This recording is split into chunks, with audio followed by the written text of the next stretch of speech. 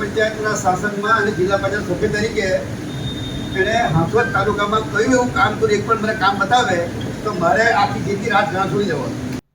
ભરૂચ જિલ્લાના હાંસોદ તાલુકામાં સ્થાનિક સ્વરાજ્યની ચૂંટણીને લઈ રાજકીય માહોલ ગરમાયો છે। રાજ્ય કક્ષાના મંત્રી ઈશ્વર પટેલે તેમના જ ભાઈ વલ્લભ પટેલ પર તીખા પ્રહાર કરતા પરિવારવાદનો મુદ્દો ઉઠાવ્યો છે। વલ્લભ પટેલ તથા તેમના પરિવારના કુલ 5 સભ્યોએ સ્થાનિક સ્વરાજ્યની સંસ્થાની ચૂંટણીમાં ઉમેદવારી નોંધાવી છે। આ મુદ્દે ઈશ્વર પટેલે આક્ષેપ કર્યો કે વલ્લભદાસ પોતે હાંસોદનો રાજા હોય તેમ પત્ની, પુત્રી, પુત્રવધુ અને પુત્ર પાસે પણ ફોર્મ ભરાવ્યા છે। તેમણે વધુમાં કોંગ્રેસ પર પણ નિશાન સાધતા જણાવ્યું કે કોંગ્રેસ પાસે ઉમેદવારો જ ન હતા, તેથી એક જ પરિવારના સભ્યોને મેદાનમાં ઉતારવામાં આવ્યા છે।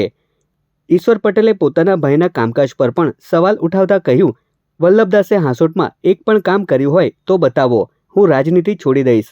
સાથે જ તેમણે દાવો કર્યો કે વલ્લભદાસ ભાજપમાં જોડાવા માટે ઉત્સુક હતા, પરંતુ વ્યક્તિગત લાલસાના કારણે તે શક્ય બન્યું નહીં। આ નિવેદનોના કારણે હાંસોદ વિસ્તારમાં રાજકીય ગરમાવો વધ્યો છે। જો કે વ્યક્તિગત અને પક્ષીય આક્ષેપો વચ્ચે સ્થાનિક સ્વરાજ્યની ચૂંટણી વધુ રસપ્રદ બનવાની સંભાવના વ્યક્ત કરાઈ રહી છે।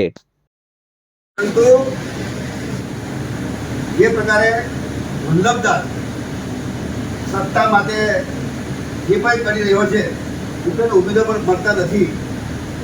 ઘરના 5 એ એની વાઈફ, એનો દીકરો, એના દીકરાની વહુ, એની દીકરી, આ બધાની પાસેથી ફોર્મ ભરાવીને પોતે જાણે કે આખા હાંસોદ તાલુકો ગદ્દે કરવા લાગી ગયો હોય, એના બાપની મિલકત હોય, એમ આખું વિસ્તારની અંદર બસ એના સિવાય કોઈ નહીં, બસ એ જ ચાલે। બીજું એમ કહું કે પણ ઉમેદવાર ન મળવાના કારણે ઘરવાળા ફોર્મ ભરવા બેઠા।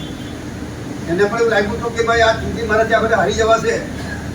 એ ભારતીય પાર્ટીમાં આવવા માટે તત્પર થયો હતો, પરંતુ એની લાલસા હતી એ ન થવાને કારણે એ આવતા રિજનલ મિત્રો આપ સૌને એટલા માટે કહેવું છું કે આપણે આપણા ગામમાં બધા મિત્રોને કહેવાનું કે તમને કોંગ્રેસમાં તમારી હાજર રહી છે તો ભાજપમાં આવવા તૈયાર છે, તો તમને મૂકેલો નહીં હોય તમે પૂછવાનું પણ નથી, કહેજો ભાઈ બધાને।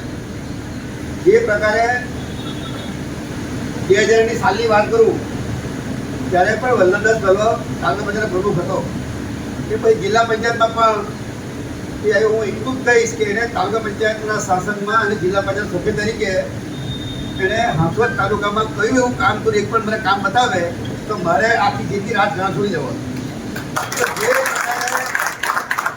જે પ્રકારે લોકોની અંદર જે માનસિકતા ઊભી કરતો છે, જે પ્રકારે એને દરેક સત્તા